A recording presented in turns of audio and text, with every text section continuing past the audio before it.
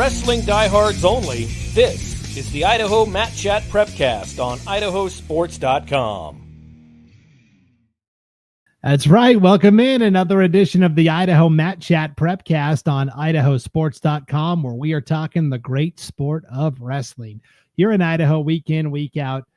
We are coming to you live on a Tuesday night, like we do every Tuesday night, 8 p.m. Mountain Time, 7 p.m. Pacific Time, live on the IdahoSports.com YouTube channel, Facebook page, X account, and Instagram account. And we're also streaming live to the Idaho Wrestling News Facebook page as well.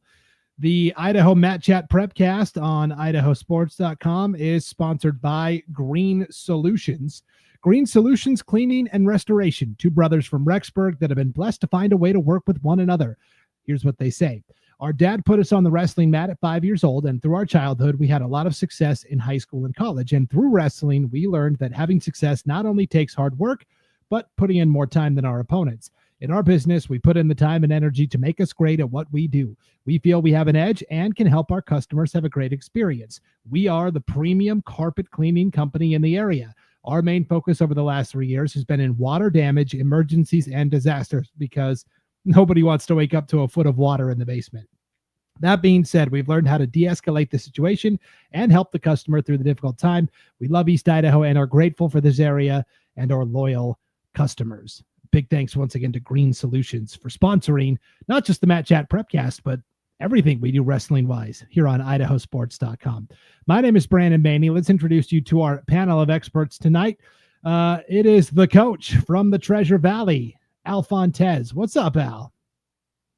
Not much. How you doing, Brandon? I'm doing good. I'm doing great.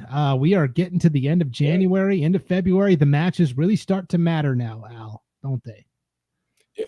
This is where it comes down to where it's time to start peaking, where it's really going to count in the end. So I look forward for the next month. Yes. Also joining us tonight, of course, from East Idaho, Brian Zollinger. What's up, Brian? What's going on, diehards? How we doing tonight? Doing good. Yeah, Good. Doing great. And of course, we have people that are tuning in live tonight on Facebook, YouTube, X, and Instagram. As you're watching live tonight, if you could hit that like button or the subscribe button and then share this when it's all said and done, that helps everybody find the show on replay a little easier. And as you're hanging out tonight, we want you to be part of the chat, especially with tonight, because we're going to open it up to some kind of bigger State of the Union type topics. So we really want to hear from you, the fans, tonight. Let us know where you're watching from and give your favorite wrestler, coach, athlete, podcaster, whatever. Give your favorite person a shout out in the chat. We'll throw it up on the screen. Like, wow, look at this, Al. Jason Mara in the chat. Looking forward to seeing you at State, Al. What's up, Jason? How you doing, brother? Wow. Hope he's doing well. Stanford's a hard school, so Yeah. I understand he's doing a lot. That's One awesome. of those smart guys for sure. Oh, you got to be it's tough to get into Stanford. Yeah. Brian, do we know is there a Pac-12 still for what conference is Stanford in for wrestling? They're not in the ACC like all the other sports, are they? Right now it's still the Pac-12. I haven't heard what they're going to do with wrestling, because wrestling Pac-12, obviously you had a bunch of schools that weren't in the football conference for Pac-12. So I haven't heard an update. Jason might know. Since he's tuned in, he could let us know if they've decided that. ACC, there we go. Oh, that's a bummer. That's a lot. Stanford's in the ACC. I think Arizona State's in the Big 12. Cal Baptist, I believe, is in the Big 12. So they're going to have to make some adjustments, obviously. Yeah. Man, that's tough. Okay, we always lead off the show, guys, with the best thing that we saw from the past week of action. Before we get to that, Brian, I'd like to point out the best thing I saw. This actually happened about 3 weeks ago, and for about 3 shows in a row, I have just forgotten to give kudos to where they're due. This is Mason Aiken, who this was, again, like 2 or 3 weeks ago, picked up career win number 200. He's now up to 205 career varsity wins and still counting. The Great American Falls Beaver. So Mason Aiken, I'm so sorry. It took so long to give you your due. But this was the best thing I saw for a couple of weeks now, Brian. This is a pretty good accomplishment. Yeah, it's amazing. I talking to his coach, I would like to know, and we got Encyclopedia Al with us. He might even know this. Who right now is the all-time win leader in the state of Idaho? And it's going to be, my guess would be it's Mason Aiken right now, just because not too long ago we had match limitations and schools have been adjusting to that. The win totals are going up, and Mason's had a great career, but he literally could be the all-time wins leader in the state of Idaho at this current point. I know Burton hit 200 last year.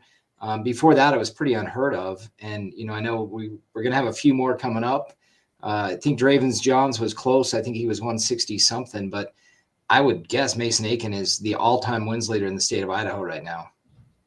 What was Coulter Burton last year? Because I know he was in that range. He's up there too. I just remember he went over 200. I don't know what the final count was at. Yeah. My chat GP up here is not. I don't know. It's not programmed in yet. So I'm looking. It's definitely Burton Aikman, one of those kids. Yeah. I'm looking at Coulter's bio here on the Oklahoma State website. Maybe it'll say in his bio. It could. What he ended up with. I'll let you guys know what I find. But along those lines, the best thing I saw from the past week also was a wrestler crossing that 100-win plateau. Aiden Yearout from St. Mary's, 165-pounder, earned his 100th win last weekend. Not only that, guys, he went 10-0 at the North-South Duels, hosted by Clearwater Valley over there in Kuski. So way to go, Aiden Yearout. Also got a tip, guys, that Zachary David will most likely get his 100th win Wednesday night. That's tomorrow night in a home duel with Priest River. He's currently sitting at 99 career wins, and that is all thanks to Dennis Humphrey, the head wrestling coach at St. Mary's High School. What I like most, though, Al, is Zachary's nickname. Zachary David, he goes by Zorro.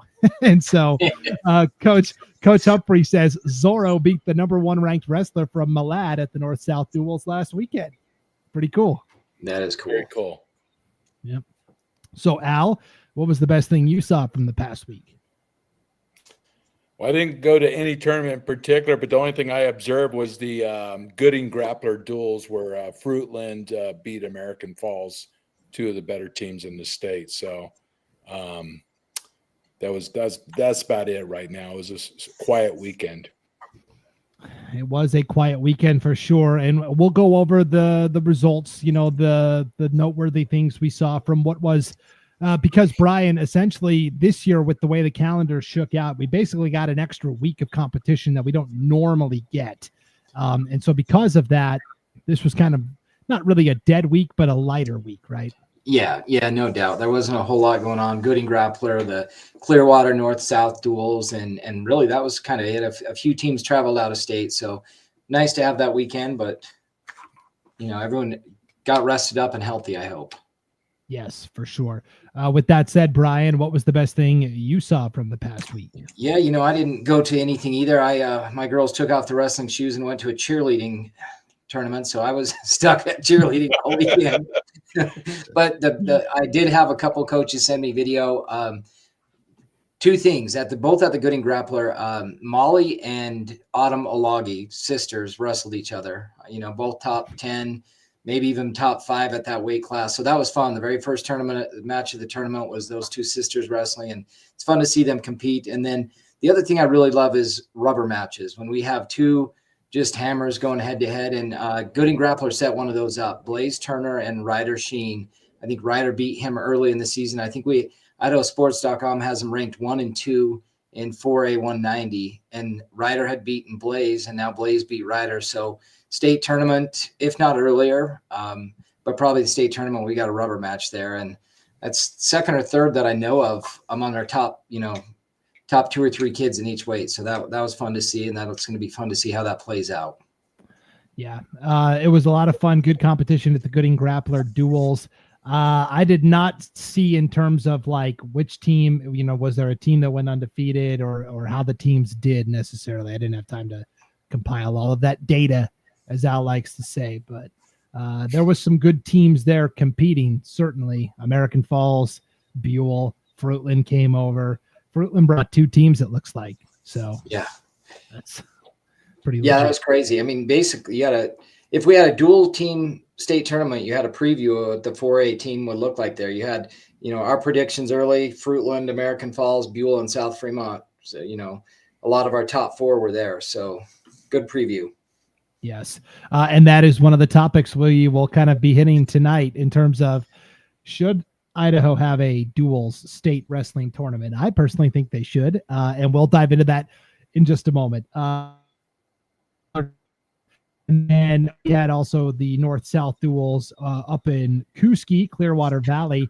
Malad went up to compete in that one, Al, because, hey, when you're a team that's trying to compete for a 3A state championship, you're going to go where the competition is, right?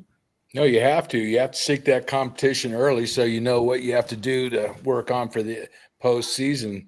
I mean, that's really what it's about, preparing. You got to go against the best you can during the season, peak at the right time. So I think that was the right thing to do. Yeah.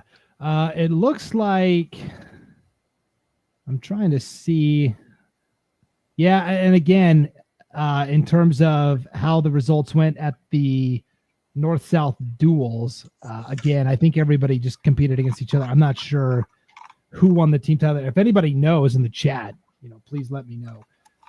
Here is our good friend Max Oswald from the Bonner County Daily Bee up in Sandpoint, guys. He is the hardest working guy in the written media there is, besides Al, of course. Here's Max. Izzy Stark wins the 125-pound class at the Ted Cato in Thompson Falls with 3 first-round pins, 23-6 on the year, 21 wins by pin. 2 others are by tech fall. Very impressive. Yes, thank you for that nugget, Max. And as a reminder, we will have Val Johansson on at the bottom of the hour to talk about all of the great girls wrestling results that happened over the past week, because there was Gooding Grappler girls duels that took place over there in Gooding this weekend, and then otherwise it was kind of some out-of-state competitions. So yeah.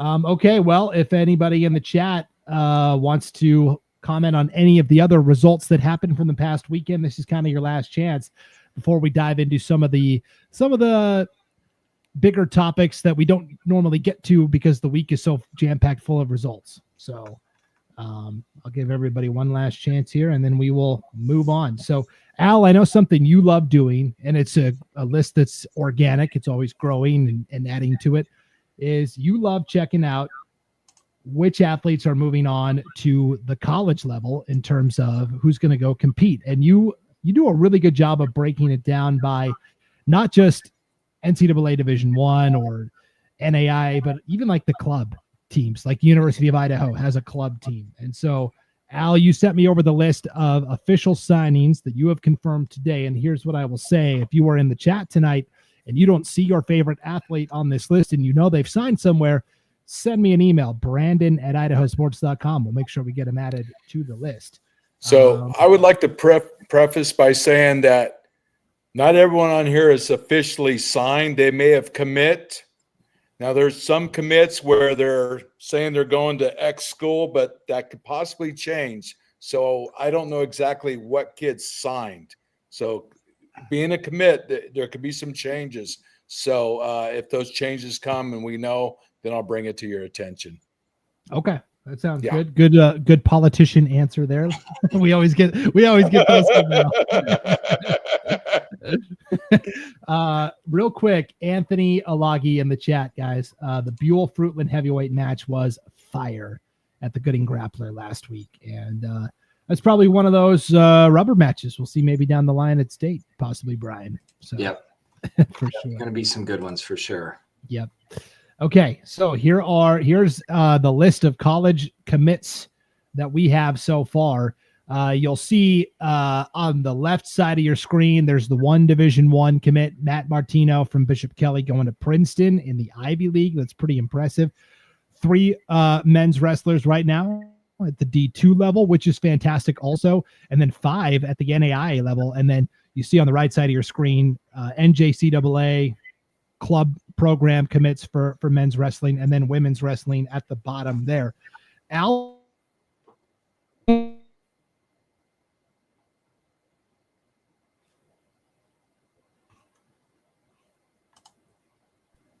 Uh-oh. Did I freeze up, guys? Yeah, you froze up. I did not hear what you were saying. Yeah, I think my internet is unstable, it says. Okay. Everybody's Al, you there? Yes, I am. Okay. Al, I don't know if you lost me there. What is there a name on the board here that stands out to you? Somebody you want to highlight? Well, there's several kids. Matthew Martino going to Division I, going to Princeton, Ivy League school, that speaks volumes. It's one of the better programs on the East Coast. He'll be joining his brother. And then I'm looking at the NAIA, several kids going there. But now I just want to give kudos to all these kids, because we have to realize nationwide, whether it's Division I, II, NAIA, et cetera, just over 1% of high school kids go on to wrestle in college. So I'm going to give kudos to everyone for making this next step, because it's only a small percentage. Al, I was going to ask you, I see on the list Caden McKenzie from Fruitland going to Providence University. Is that the Providence University in Great Falls, Montana? Yes. Okay. I lived in Havre, Montana for 3 years, and they've got, or at least used to have, one of the premier NAIA wrestling programs, MSU Northern, and they and Providence used to be called the University of Great Falls. They had quite the rivalry, and when those two would get together on the mats, oh man, it was pretty epic. So I saw that and I was like, I wonder if that's the Providence in Montana. So yeah, they're recruiting a lot of kids from Idaho, both in the women's and men's divisions. So yeah, they're a pretty good program. Yeah. Right now we've got to have, Abercrombie from Blackfoot's there, Ezra Clemens, the Hobbs brothers. Yeah, the Hobbs brothers are up there doing really well. They've got 5 or 6 on the boys team, and then on the girls team, the Vale girl is up there. They've recruited a lot heavily in Idaho. It's a heavy. I think Cade White transferred there. He was going to Oregon State. So yeah, I was just thinking about that. Yeah, he's transferred there. So yeah, we have a pretty good contingent of Idaho kids there. Yep. Love to see that. Yep. Brian, are there any names that jump out to you on this list? I love seeing Seth Martin go to North Idaho College. Last year we saw Hoyt Voss go there. It's been amazing watching Hoyt. And right now, statewide, Seth Martin could be, Martino obviously hasn't wrestled all season, or he definitely have claim to best pound for pound wrestler, but without Martino wrestling, I'm not sure right now that Seth Martin isn't the best pound for pound wrestler we've got. He has not had a close match. I think we talked about it last week a little in the state of Idaho. I think when they were in Minnesota, he had one that was close, but he hasn't been beaten and just looks like a beast. So I love seeing him stay at Idaho. And again, Coach Booth just building a powerhouse up there. And I love to see the Idaho kids go there so we can keep track of them. So I love that signing. Yes. And then, in terms of that is the only college program we have in Idaho. There is the club program at the University of Idaho. You see Fisher Matlick from Hawaii, Finney and McAuliffe from Valley View have committed there. Angela Avila's from Valley View also going to wrestle for the Vandals club team. Soon we'll be able to add Idaho State University to the women's wrestling, of course. And then I did see Treasure Valley Community College, which is technically in Ontario, Oregon, but that's like right across the border. They've got that. I saw a post. They are like hosting tryouts for their wrestling program. I don't know if they're intending to make it a full-fledged deal. It looks like it's a club right now, but that's exciting too. I believe that is the goal. That is the intent. Yeah. I just talked to him last night on the phone, actually, Coach Luis, and I know that's the goal. They want to get to a junior college level. And last year he had a really good girls class signed, like 10 or 12 commits. And they're down a little, but he's out hitting the board. You can see he's got Stowe from Fruitland and then Skidmore. And Fruitland is basically in Ontario. It's right there across the river. So, that'd be great if they, even as a community or a club right now, but it'd be great to have another program that close to Idaho for sure. Yep. That's an impressive list of signees so far. And again, if you know more commits out there, please send them to me, Brandon at IdahoSports.com, and we'll get them added to the list the next time we put it up on the screen. In the chat, guys, here's Kelly Bartlett. Don't forget about Alyssa Randalls from Coeur d'Alene and Tristan Bremer from Lewiston. They're both at Providence also. So that's awesome. Yep. Cool.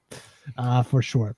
All right, guys. Well, in the remaining time we have before we switch topics to girls wrestling, I figured it would be a good time to bring up the idea or the concept. And this is something people have talked about for ages, but the thought of doing a duals state tournament. Now, I lived in Nebraska for 2.5 years, and that's something they do down there. They have dual state tournament, and then they have just the individual state tournament. So to me, like I'm used to it, and I was kind of surprised when I first moved to Idaho and found out that they don't actually have a dual state competition. Now, I don't know how many states around the country do a dual state. I just know when I lived in Nebraska, they did it. Brian, what would the logistics of having a dual state tournament look like?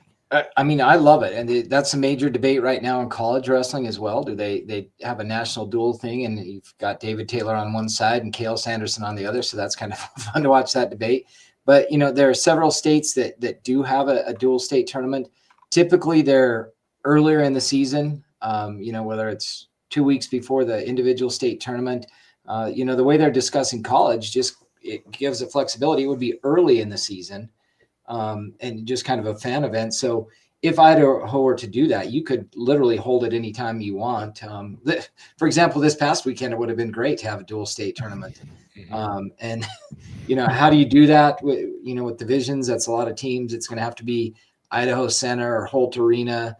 Most likely Holt Arena, because you'd have a lot more kids there. If all the schools came, obviously it would be huge, because you wouldn't just have 16-man brackets in 4 divisions. You would have pretty much every team there with 15 kids per weight class. I don't think if you did that, you could have girls and boys combined. I think they'd have to be separate, just the sheer number of wrestlers. But I'm with you. I would love to see one. It would just be fun. And we all know sometimes the best dual team isn't going to win the individual bracketed tournament just because of depth and matchups. And so it gives it another opportunity. So I'm with you. I'd love to see it.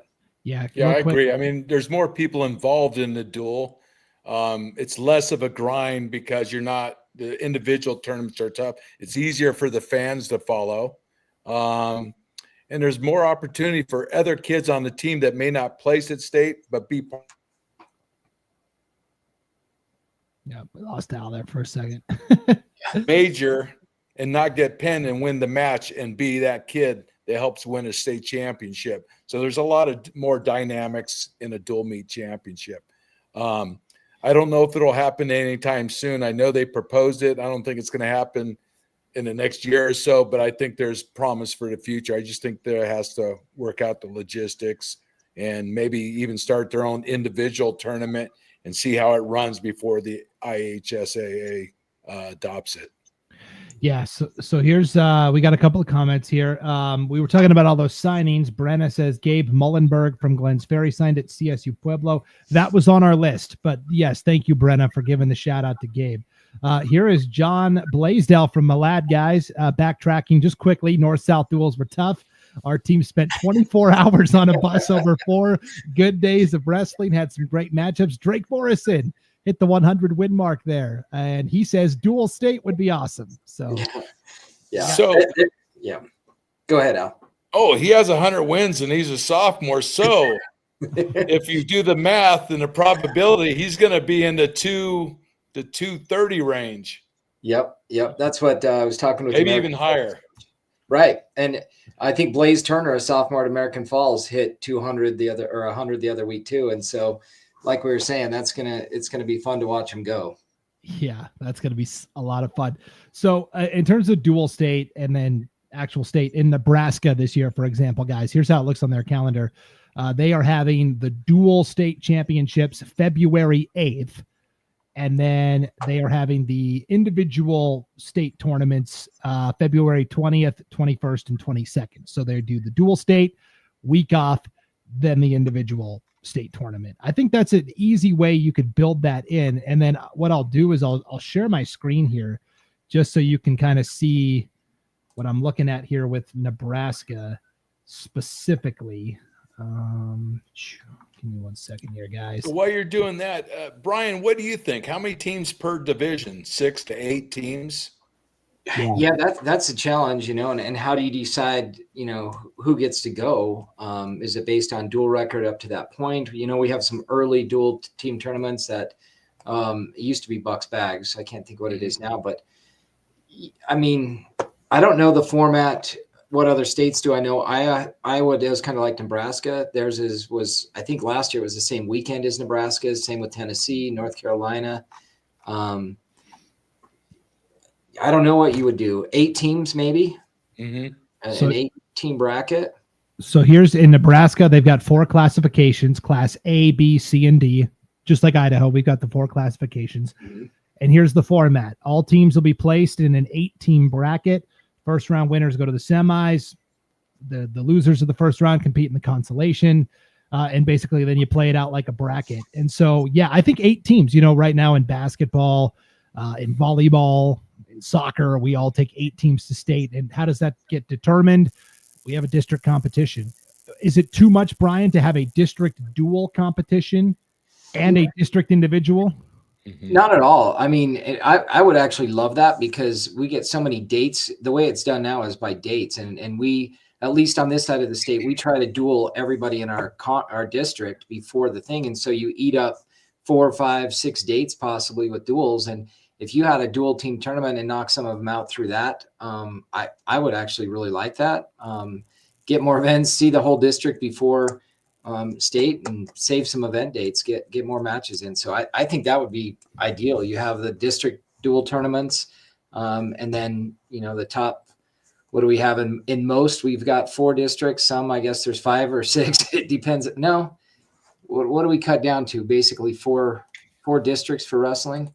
Yeah, so like 6A has just the 3 districts, right? But every other one has 5. Do they have 5? So yeah, I mean, you've got 1 and some wild cards.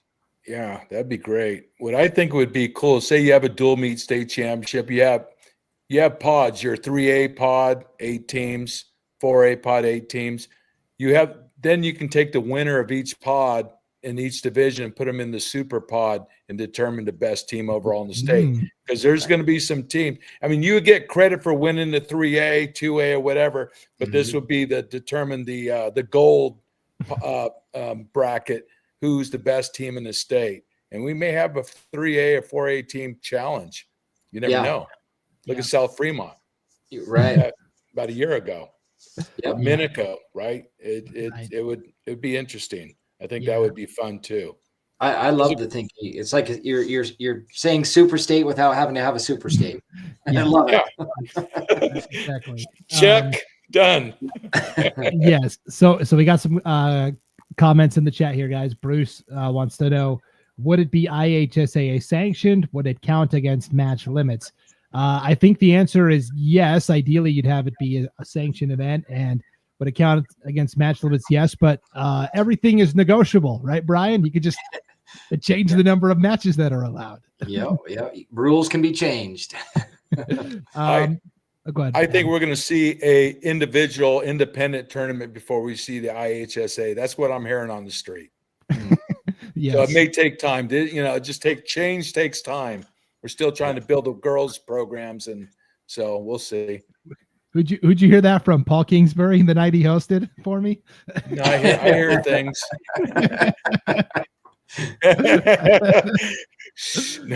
Yeah. Keep that under wraps. Okay. Brock says maybe look into something similar to what Oregon does with the Oregon Classic. It's basically a dual state tourney without the label. Yeah, I think that's kind of what you were talking about, Al. Maybe something off brand in terms of state dual competition. Dennis says do it at the state tournament. Move it to a 3-day format. Duels on Saturday, the top 8 teams. That to me, Al, just on the surface seems like that'd be a lot to add on. Yeah, I think in Minnesota or one of the states they do that, and it was a grind. People were getting hurt. They were holding guys out of dual meets because they didn't want to hurt them for their individual. So it's a different dynamic. That would be a grind. Yeah. Oh, I just realized that's Coach Humphrey from St. Mary's. Yes. Hey, we appreciate the feedback, Coach Humphrey. Thank you. Christian wants to know, is the dual team champion usually the state team champ? Just curious.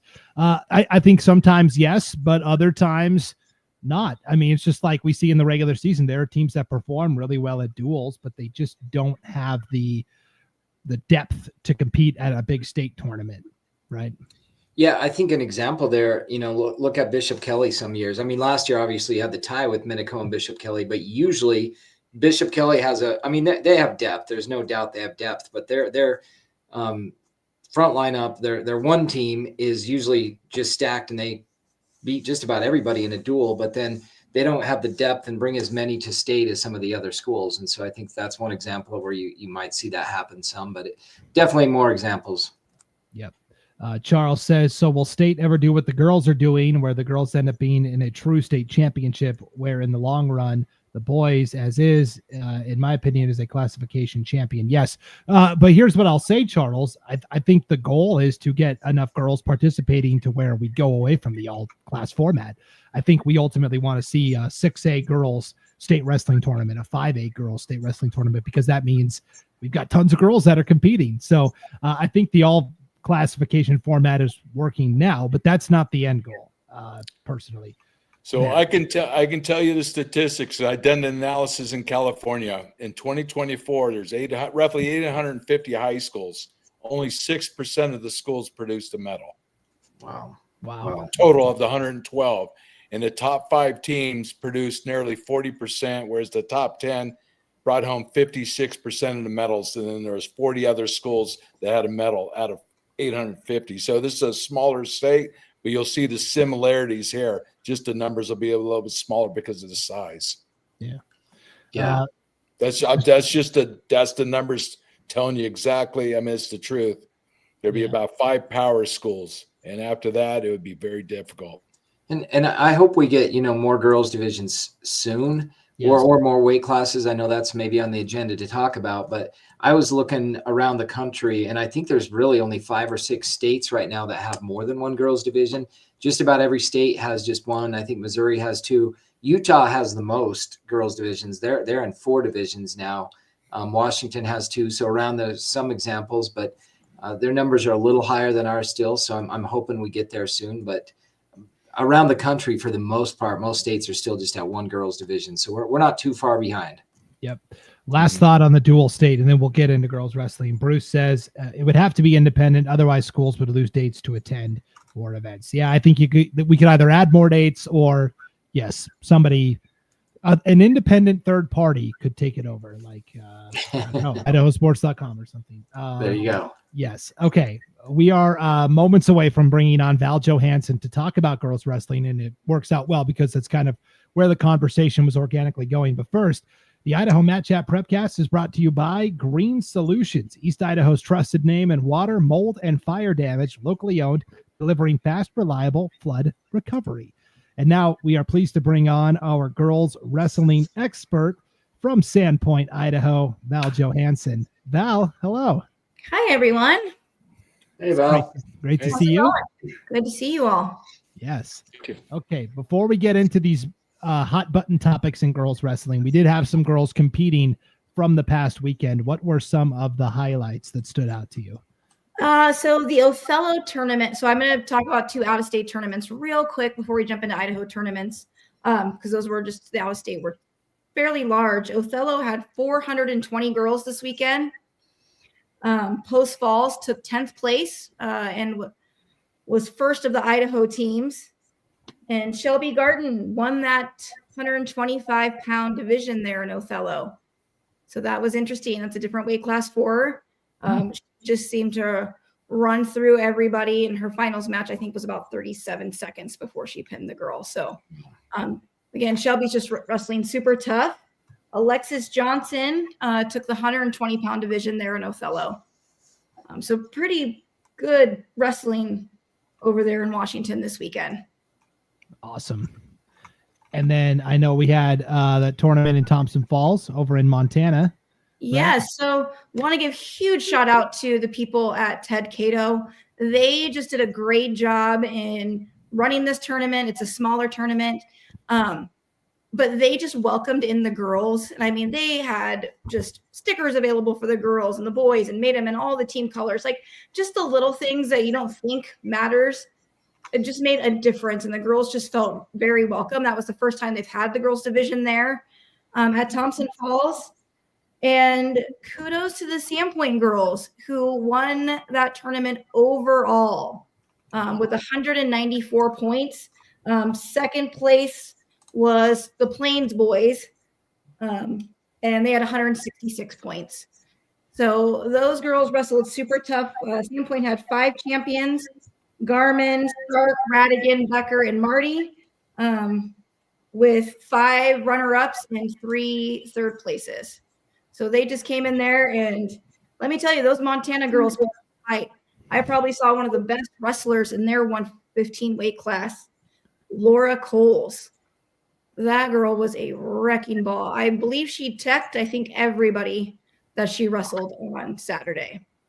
Freestyle wrestler for Montana, great girl, but she was most impressive. I know she's not an Idaho girl, and she's probably not watching, but it was great to see. Yes, from Kalispell Glacier High School up there. In Absolutely. Those Glacier girls were tough. We told them to come over more often and come over to Idaho and start wrestling us. So yeah, they got a nice school there. It looks like a college campus. I don't know if any of you guys have ever been there, but it's very nice up there in Kalispell. So, okay, awesome. And then we had the Gooding Grappler duels as well down here in Idaho. Yep, saw that. And Kinsey Williams just remains dominant there at AF. I'm just so happy there. And my gosh, I didn't know about this one. So when you threw it out earlier, I just ran to track wrestling real quick. Courtney Hunt in the 132, 138 was on the top of the podium, I saw. And then Roxy Sheen in that 145, 152 along with, and then Molly. It was just a fantastic girl. Get to coach her in the summer season. And it's good to see her just remain second week in a row. I believe she's been at the top of the podium there, that 165, 185 combined class.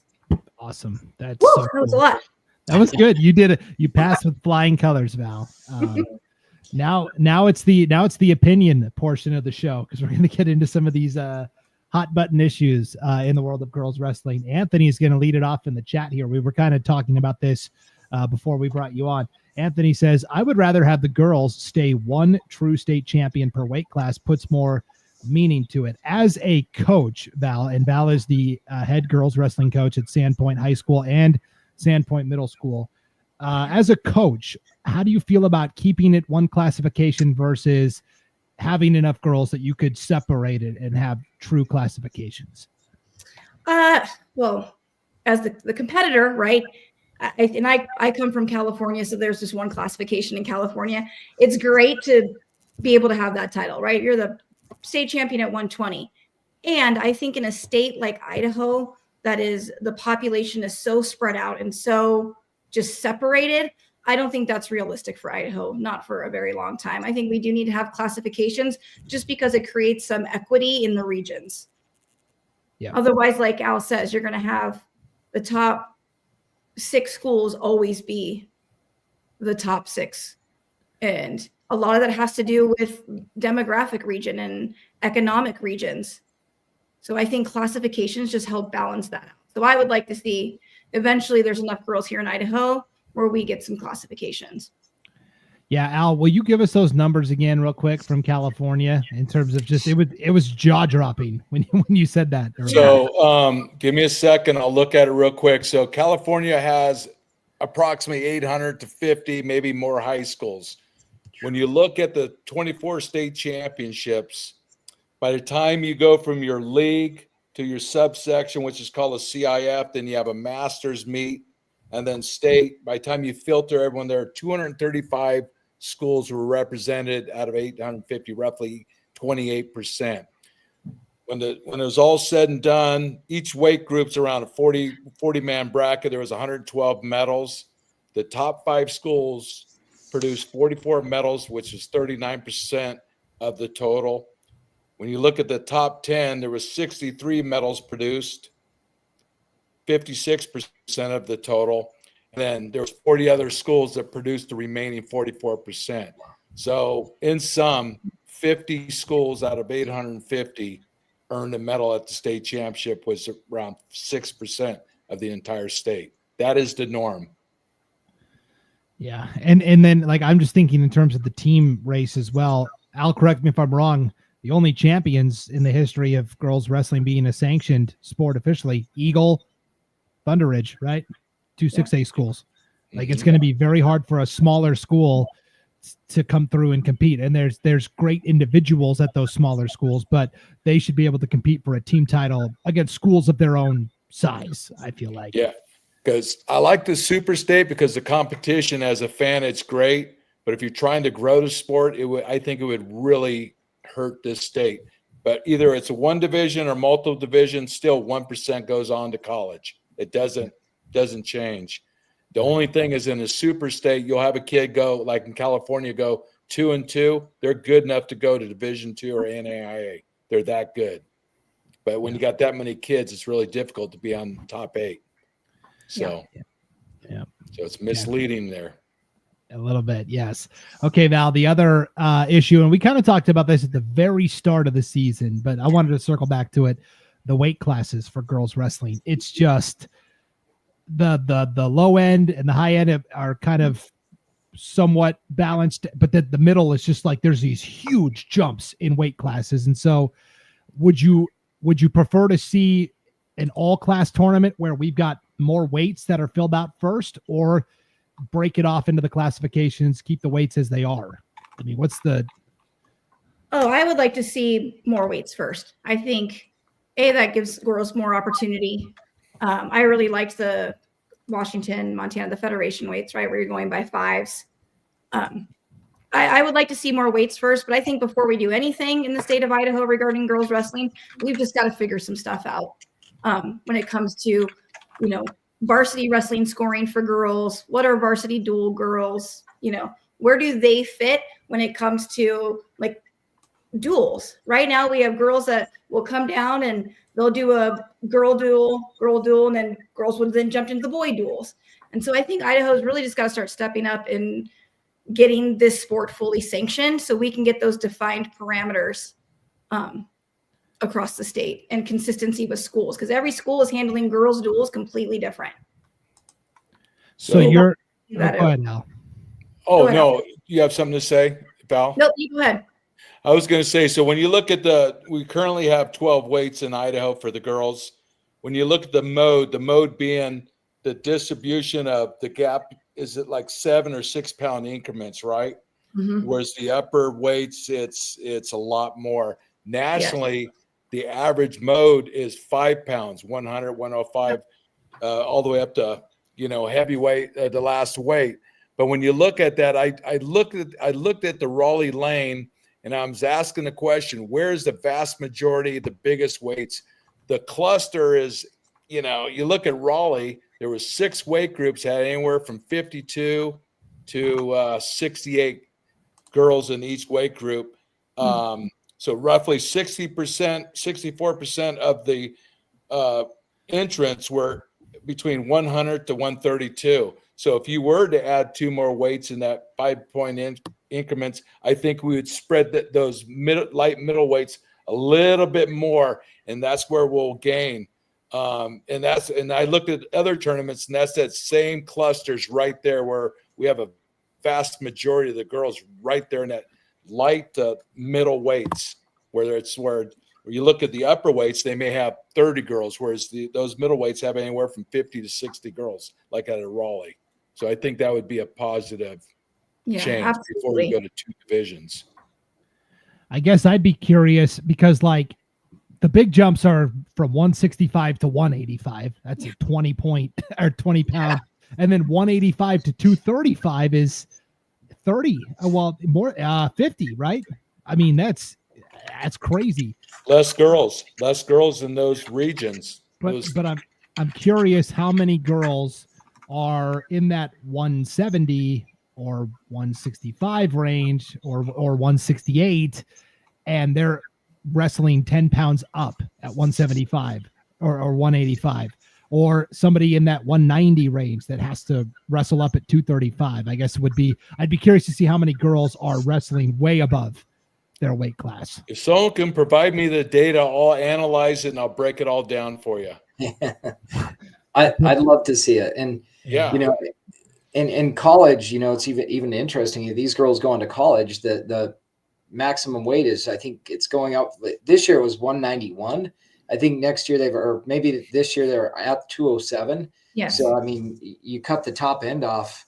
And basically it's numbers. If you look at our brackets, there's a lot of times still that 235 is a fairly empty bracket. So by increasing, you know, those 105, 10, 15, 20, a lot of kids in those weight classes. So it'd be a positive change. And I'm with you all. I think that should be the first change that Idaho makes. Every state around us has adopted the 14 weight class. We go to out-of-state tournaments. I mean, we all know this. We're wrestling different weight classes, and it gets tough. So I'd love to see that sooner rather than later. I think that's a change that, you know, coaches should push for immediately. I don't see any reason we shouldn't do that. Yeah, Kelly's on board with that. Yep. Yeah. And this is not hard. I'm sorry. What were you saying, Val? This is not a hard change to make. I mean, this is a no-brainer. This is an easy change to make. I think teams would adjust quite quickly to it. It doesn't, I can't imagine anybody else is debating. I think it's inevitable. I know it will happen. It's just a matter of time. Remember I was bringing up that question, you know, with the growth of girls wrestling in Idaho or nationally, you know, we have that certification number, that assessed number at the beginning in December, where they say we have X amount of girls. My question was, after that happens, as the season starts, where does that number go? Is it sustain or is it decline? Naturally, it's going to decline a little bit because people either quit or they have a change of heart or whatever. I got some numbers. I got some numbers from the IHSA. So the last 3 years, on average, we have dropped from the day we certify, assess, those are the numbers we have, to the first day they step on a mat, it drops about 30%. So about 70% move on average. And what is it? Is that a similar number for like for boys wrestling, Al? I don't have those numbers, but I heard they're close, about the same. So about a 30% drop off the day they start ones that actually wrestle. Yeah, it seems like just the natural attrition level for maybe both genders. Okay. Yep. Interesting. So Val, you were talking about getting some more rigid parameters in terms of regular season competitions, kind of like the Wild West a little bit right now, huh? It is. I mean, outside of tournaments, right? Because tournaments have the set parameters, right? You are going to be in this weight class. You are wrestling this. You're at a girls' tournament. Here it goes. But when it comes to duels, it is very much the Wild West here. You got teams from all over doing it different, and it's interesting and challenging all at the same time. And again, this just speaks to growth of women's wrestling, right? It's a good problem to have when you start having these type of questions come up. Yes. So Val, you said right now we're sanctioned. The girls are sanctioned with the boys under one umbrella, correct? Correct. Right. Yes. You said that the girls need to be. You recommend they be sanctioned individually. What would they be provided with that reality compared to what they're in now? What would change? I believe that it would change that they would know that this sport is theirs. They don't have to share it with anybody. Are we the only sport that does that right now? I'm sorry? Of the girls basketball, boys basketball, boys tennis, girls tennis, are they all separately sanctioned, or is any under a one umbrella? I think we have swim. both sports. I think swim is under one umbrella, and there may be a couple, maybe cross country is under one umbrella. But those are non-contact sports. Right. And I just think that these girls have worked hard enough and should be recognized as, hey, you deserve your own sport and your own team. And it wouldn't change too much, but it would just say, hey, from now on, girls are wrestling girls in the state of Idaho because we've increased opportunities for them, and there's good quality tournaments for them to go to now with great quality competition. I think we've reached that point in Idaho. So are we at a point where schools now You have a boys coach, assistant coach, JV. Is it required now that all schools that have X amount of girls has to have a girls coach, a paid girls coach? No, we're not there yet. No, but there's a lot of teams, and to their credit, who have been hiring girls coaches. Yeah, I know almost all the schools up in the north have hired a girls coach, and whether that's just an assistant coach that focuses on the girls, and that's a girls coach. Mm-hmm. But a lot of teams are making that move already on their own. Okay, on their own. How many teams do you think can put together a full girls dual lineup? Like, I know that's one of the issues right now. I just haven't seen. Is it 7, 8 teams? Are we more than that now? I hope it's sooner rather than later. But from what I've seen, there haven't been a lot of full teams. A lot of teams have 20 plus girls, but they can't fill all the weight classes. What's it look like to have duals? Are they full?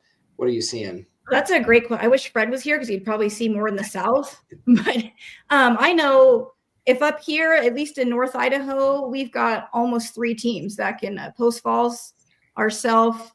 Lakeland's numbers are growing. Bonner's numbers last year were pretty high, and they're rebuilding this year.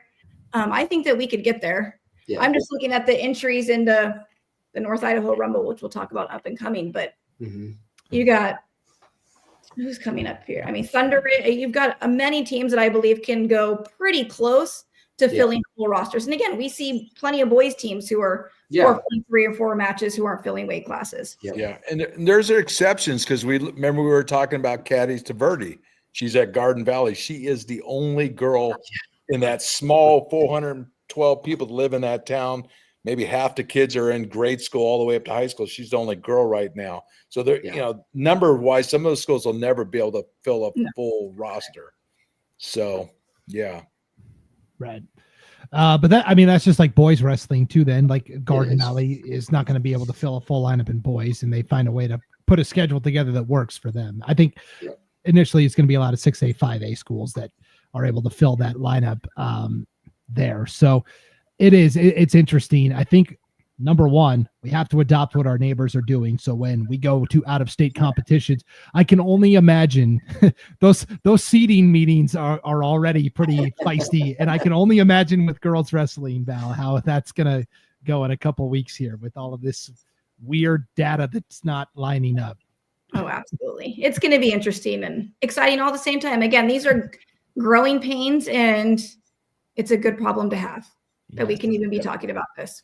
The good news is we're improving each and every year. Yes, it's exponentially growing and getting better. I was at Jaybird, and I was like, wow, the quarters. I was like, wow, there's some great it's just getting better and better and better. So I think the future is bright, regardless of the things we've talked about. It's only getting better. And Brian, I was going to ask you real quick, just pick your legal mind on this. But Val's talked about some schools don't have the funding to have a dedicated girls coach, or a lot of times it's the same coach for boys and girls. What are there any Title IX implications that go along with that? Or I mean, probably not, because there could be, absolutely there could be, but most likely the opportunity is being provided.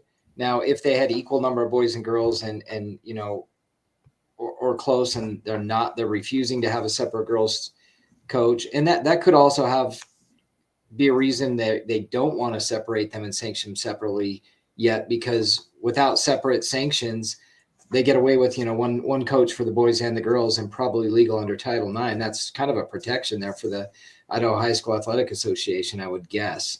And so, if they're separately sanctioned, then I think you run into more problems if you don't have a separate coach and stuff like that. And so absolutely there could be, but not right now. Interesting. Okay. Sounds good. Well, let's look ahead to the weekend of competition coming up. Val, you mentioned it, the North Idaho Rumble, one of the great events coming to North Idaho. Looks like it's going to be a pretty good lineup of teams. Yeah, it looks like a great lineup of teams. We've got Kuna coming up, Mountain Homes coming up, Pokey's coming up, and then there's quite a few Washington teams who have entered this event. So we expect it to be quite large. I believe this year the girls are going to be wrestling in the annex with, I think, 3 mats. So that's That's pretty impressive. They've done a great job growing the girls tournament on that side of it. And the boys tournament is always super competitive, always fun to watch. So it should be interesting. And it's nice to see these Southern teams coming up here for this event. Yes. And yeah, like when Thunder Ridge came up a couple weeks ago for the River City duels, I mean, that was, yes. If we can get teams to come up to North Idaho, that's a big win, no matter the sport. It looks like maybe one of the bigger events in terms of Idaho teams is going to be the Big Mountain Girls Invitational in Burley. You're going to have Buell, Burley, Columbia's coming over, Idaho Falls, Malad, Marsh Valley, really teams from all over Southern Idaho. It looks like maybe 30 or so. So that's going to be a pretty good competition, it looks like, as well. That's going to be one. Caldwell has a tournament, right? Isn't Caldwell this weekend? Yes, Caldwell and New Plymouth are both hosting women's and men's tournaments this weekend. Is that where they get the hat, the little pilgrim hat? Yeah. At New Plymouth? They brought that back last year for like some special event, right? Wasn't somebody telling us that it was like the 20th anniversary or something? So they brought the hat back. You get like the pilgrim hat or something like that. Yeah. Yes. Yeah, it looks like at the R.D. Brown Memorial Tournament in New Plymouth, you've got Boise, Fruitland, Meridian, New Plymouth, Owyhee, Parma, Payette, Skyview, Tri-Valley, Weiser, and Vail, Oregon coming over for that, which means probably all the other Treasure Valley teams are going to be at that Caldwell tournament there, Al. Where's Rocky Mountain going to be? Caldwell? I believe so. I have to check. I think they're going somewhere else. I think they're at Big Mountain. I looked at the team list and Rocky's there. Yeah. Big Mountain has almost like 45 teams coming or something. It's going to be a pretty big girls tournament. Yeah. I'm going to go to Caldwell. I'm going to go check it out. So Al, it looks like Garden Valley's going to be there, so you can watch Caddy wrestle this weekend. That'll be cool for sure. I'm writing an article about her, so that'll be my next article. Perfect. Oh, cool. So, and then I just want to make sure I'm not missing any other girls tournaments. I think that's it. Which is pretty. Val, think about where we've come, where we have 4 different girls wrestling events going on the same weekend, and there's enough teams to fill and make it a quality competition throughout. Yes, it's exciting, and yeah, we're going to be busy on Sunday going over watching all the matches from the different tournaments. Yes, the notebook's going to be a little more full on next week. Absolutely. So, yeah. All right. Well, Val, as always, we appreciate you coming on to talk girls wrestling. And this was a good week to kind of take a look at some of those 10,000-foot view issues. Absolutely. So we appreciate it. Thank you, guys. Appreciate you. All right. I'll see you later. Bye. Yep. Bye. All right, guys. And then we'll just wrap up with what's going on the boys side. It's a lot of the same tournaments we already mentioned before we get to this weekend in the boys competition. And let us know where you're going to be at in the chat as well. We love hearing from you, the fans. The Matt Chat Prepcast on IdahoSports.com is brought to you by Green Solutions, small business taking over East Idaho with their water damage restoration company. So here in the chat, we've got Eddie Card. I believe Eddie is from Firth. He's going to be at the Battle for the Buckle in Sugar Salem. That's going to be a fun one. I think that is boys only competition there, Brian. Yeah, I'm not aware that they're having a girls tournament up there. I think they usually send their girls to Big Mountain. So, and then the sugar tournament's been gone for a few years. 20 years ago, it was a really tough, one of the bigger tournaments. So exciting to see them bringing that tournament back. You got some heavy hitters there. South Fremont, Gooding, Firth is going to be there. You've got American Falls coming up, Madison, Malad. That could be a good one. Yeah, that's a fun matchup. I mean, you got Madison 6A, and then you got Malad, American Falls, South, Firth, some of some of the better teams in each of the divisions there. So that'll be fun to see how it plays out. Yeah. Al, I think in terms of name recognition, the tournament most people are going to have their eye on is the Red Halverson, hosted by Minico as well. Yeah, tough tournament. I've been there. It's well ran, good tournament. So look forward to the results of that one as well. You have a good mixture of the divisions as well. Represented. That's where I'm headed this weekend. Okay. With Big Mountain nearby, I'll probably hit a little of both. Maybe Burley one day, Minico the other day, because that's 2 big tournaments, and it's nice that they're 15 minutes apart. You can kind of hit them both. Yeah, good mix of teams too. Obviously, Minico is going to be there. Mountain View's coming over to compete in that. Nampa, Blackfoot, some good comp. Bishop Kelly is coming over for the Red Halverson. Maybe BK and Minico will tie again. Right. That's going to be fun to see how BK and Minico do in a tournament.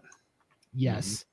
In the chat, we've got Mendy, senior night tomorrow for Mountain View. Chaz Ponton. Is that how you say it, Al?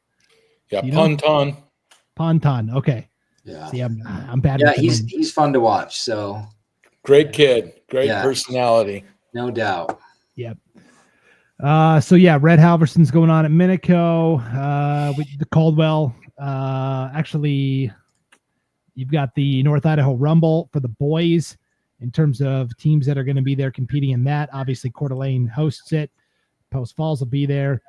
Caldwell is coming up for that one. And then you've got a litany of teams from Washington that are coming over as well, like University High, Gonzaga Prep, Spokane East Valley. So it'll be a good competition, North Idaho, and some teams from the West in Washington as well. And then I think that is it for boys competitions this weekend. Sugar Salem, Red Halverson, North Idaho Rumble. Yeah. And then are there any out-of-state competitions you guys know of? Not that I'm aware of. All the big ones are done. Yeah, I can't think of, looking at the state schedule, I don't see much listed if there are. Yeah. So. Okay. All right.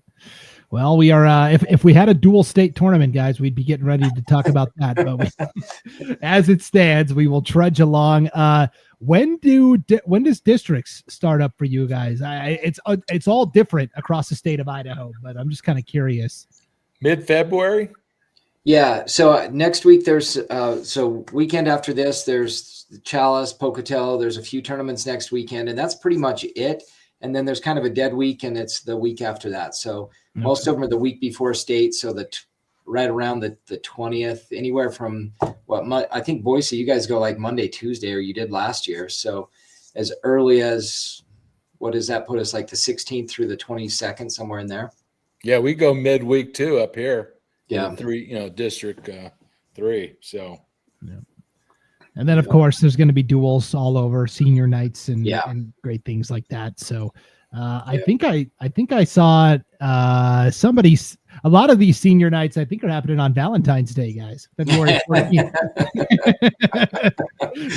Love it. Just the way it goes sometimes. So, okay. Well, big thanks to everybody for tuning in to another edition of the Matt Chat Prepcast here on IdahoSports.com. One last request before we go. If you could hit that like button, it takes 2 seconds, and it's going to help because there's a lot of people that tune in live, but there's even more people that can't make it live and they come back and watch it tomorrow or even Thursday or Friday. And so if you hit that like button and share this when it's all said and done, that helps them find it a little easier amongst all the, other stuff that you find on social media. So if you could do that on the way out, we would greatly appreciate it. And then, after a lighter week of competition, guys, we're going to have plenty to talk about next week. There's no doubt about it. So, Al, are you ready? I'm going to put some more numbers into the supercomputer. Let it go. Oh, sure.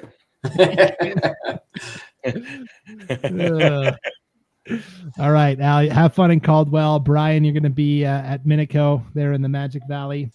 Yep. Going to be a good time. So talking about all numbers, a lot of work that I've done in the last 3 years, that's been posted on Idaho Falls, my articles. If you go to like Chat AI, you say history of Idaho high school wrestling, all this stuff from all the, it's starting to compile now. So that's pretty cool. It's extracting from the information that's been posted on a lot of it on Idaho Sports. Yeah, that is pretty cool. Al, what you have done to get this history kind of in one place is just, again, I am just stunned that Idaho has no official records of any sort Yeah. or anything that's beyond surface level stuff. It's just crazy to me. So I'm fun. It's a retirement. It's a hobby. I'm enjoying this state. I'm really fortunate to be here. I enjoyed California, but just like I said, when I thought I was done, they sucked me back in. The guy from Win Magazine. I know you're going to write something. Come on, tell me. And I'm like, okay. And once I realized what was here, I'm like, I can't pass this one up. This is a special time. Final question for Al. Do you have to personally hand deliver the hat to the winner of the Battle of the M this week? Is that how that works? Yeah. there it is. Battle of the M on Thursday in Minico, Madison, Middleton. There it is. There we are. You know what the M's for? It's municipal. It's Mark Wahlberg's company, Municipal. Gotcha. So my wife's like, hey, this is a cool hat. You want to go? Sure. Love People say, where are you from? Meridian? Yep. Yeah, that works. And hey, Mark Wahlberg just got some free advertising on IdahoSports.com. Yeah, we can invite him on. Hey, if you can pull that off, Al, I'm down. All right. I may be able to do that. I know some people that know his direction. So, well, he personally gave you that hat with movies and stuff like that. So he knows that world. Jeez, Al's going Hollywood on us, Brian. Don't forget us little people when you. Oh no, that's although I've been an extra in a few movies, that's not my world. Wow, another story for another time. We'll leave you on that cliffhanger. Al's work is an American Fighter with Tommy Flanagan and all those guys. Nice. I'm gonna have to go rewatch it now and find Al. Just go. You can go on. It's either on Apple or one of it's called American Fighter. Yeah. Tommy Flanagan's in. I'm in a couple of fight scenes. Oh, that's funny. Underground fight scenes, like with all the gamblers and. Actually, the producer and one of the main guys, he's an ex-wrestler, and that's how I know him through wrestling. Ali Afshar. He made the movie American Wrestler. Nice. Yeah, he's from up where I came from, so down-to-earth guy. Interesting. See, you mentioned Hollywood, and I just thought immediately like stunt double. There's not a need for ball guys. You're Bruce Willis's stunt double. All right. All right, guys. On that note, the roast of Al is over. Thank you for tuning in to the Idaho Matt Chat Prepcast. For Al Fontes, Brian Zollinger, and Val Johansson, my name is Brandon Maney. We will see you next week. Enjoy the competition, everybody. Thanks for tuning in on IdahoSports.com. All right.